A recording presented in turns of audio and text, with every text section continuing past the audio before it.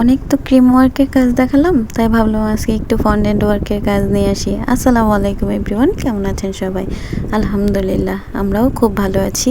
আজকে করেছিলাম 2 টায়ারের একটা ফন্ডেন্ট ওয়ার্কের কেকটা ছিল ভ্যানিলা কেক, তবে ফন্ডেন্ট ওয়ার্ক করা ছিল।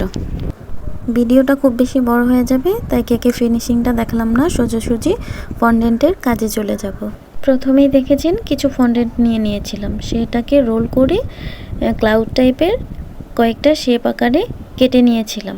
তারপর একটা কেকের কাটা নিয়ে নিলাম, সেটা দিয়ে সুন্দর করে কিছু কার শেপের হোয়াইট কালারের কার এঁকে নিলাম।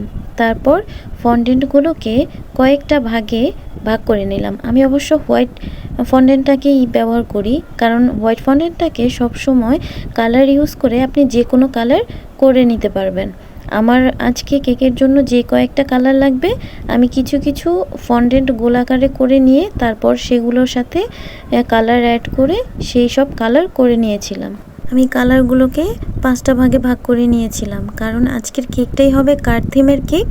আর গাড়িগুলোর শেপ দেওয়ার জন্য আর কালার করার জন্য অনেকগুলো রঙের প্রয়োজন ছিল, মানে কালারিং ফন্ডেন্টের প্রয়োজন ছিল। সেগুলো করার জন্য আমি কয়েকটা ভাগে ফন্ডেন্টগুলোকে ভাগ করে নিয়ে তারপর কাটারটা দিয়ে সুন্দর করে সেগুলো শেপ আকারে কয়েকটা মানে বেশ কয়েকটা কার আমি সুন্দর করে কেটে নিয়েছিলাম। ভিডিওটাতে কালার করা ফন্ডেন্ট 4টা অংশ দেখানো হয়েছিল, কিন্তু আমি 5টা অংশ নিয়েছিলাম। সেগুলো হচ্ছে লাল, নীল, হলুদ, সবুজ আর হচ্ছে অ্যাশ কালারের রং।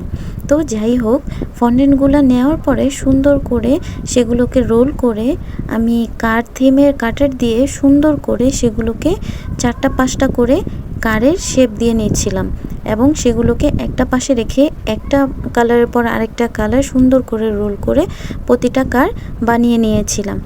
এই ভিডিওগুলো কত ইজিভাবে কত তাড়াতাড়ি চলে যাচ্ছে না, কিন্তু এই ফন্ডেন্টের কাজগুলো করতে আমার প্রায় অর্ধেকটা দিন পার হয়ে গিয়েছিল। আর যারা বেক করেন, মানে যারা বেকারস আছেন আমার মতো, তারা কেক বেক করতে গিয়ে তাদের যদি বাসায় ছোট বাচ্চা থাকে, তারা নিশ্চয়ই জানবেন যে একটা ছোট বাচ্চা নিয়ে এসব ফন্ডেন্টের কাজগুলো করা যে কী পরিমাণ কষ্টের আর কী পরিমাণ ধৈর্য প্রয়োজন হয়, একমাত্র যারা এইসব নিয়ে কাজ করে তারাই বুঝবেন। বাবুকে নিয়ে কাজ করা প্রত্যেকটা মিনিট যেন এক একটা চ্যালেঞ্জ হয়ে দাঁড়ায়। মানে কি পরিমাণ যে প্রেশার আসে, যেমন মানসিক প্রেশার থাকে তেমন কাজের প্রেশার একসাথে হয়ে যায়। মানে কি আর বলবো। যাই হোক, কেকের বেসটা 2টা ভাগে ভাগ করা ছিল, সেই 2টা কে একসাথে 2 টায়ার করে ফেললাম, একসাথে অ্যাডজাস্ট করে ফেললাম। তারপর কেক ফন্ডেন্ট দিয়ে কেটে রাখা কারগুলোকে সুন্দর করে একটার পরে একটা কেকের সাথে সেট করে দিলাম। এইভাবে নিচের লেয়ারটা শেষ করে আমি 2 টায়ারের লেয়ারটাও সম্পূর্ণ কার দিয়ে কমপ্লিট করে ফেললাম।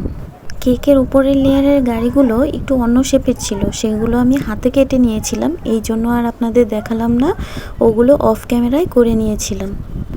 এরপর কেকের উপরের লেয়ারে একটা ছোট রাস্তা ছিল, রাস্তার উপর একটা ওয়ান শেপ ছিল এবং একটা গাড়ি ছিল, সেটাকে সুন্দর করে বসিয়ে দিলাম।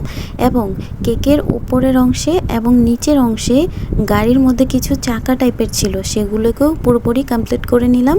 এবং কিছু ক্লাউড ছিল, সেগুলোকেও লাগিয়ে নিলাম। পাশাপাশি 2-1টা পাখি ছিল, যেগুলো আপনারা খেয়াল করলেই দেখতে পারবেন। এরপর আগে থেকে কেটে রাখা ক্যাপিটাল লেটারগুলো, নামের শেপগুলো সুন্দর করে বসিয়ে দিলাম। এই তো আজকে এটাই ছিল আমার আনাড়ি হাতে করা ফন্ডেন্ট ওয়ার্ক কার শেপ থিম কেক। আপনাদের কাছে কেমন লেগেছে অবশ্যই জানাবেন। আমার ক্লায়েন্ট কিন্তু খুব খুশি ছিলেন। আজকে এই পর্যন্তই। সবাই সবার পরিবারকে নিয়ে ভালো থাকবেন, সুস্থ থাকবেন। আল্লাহ হাফেজ, আসসালামু আলাইকুম।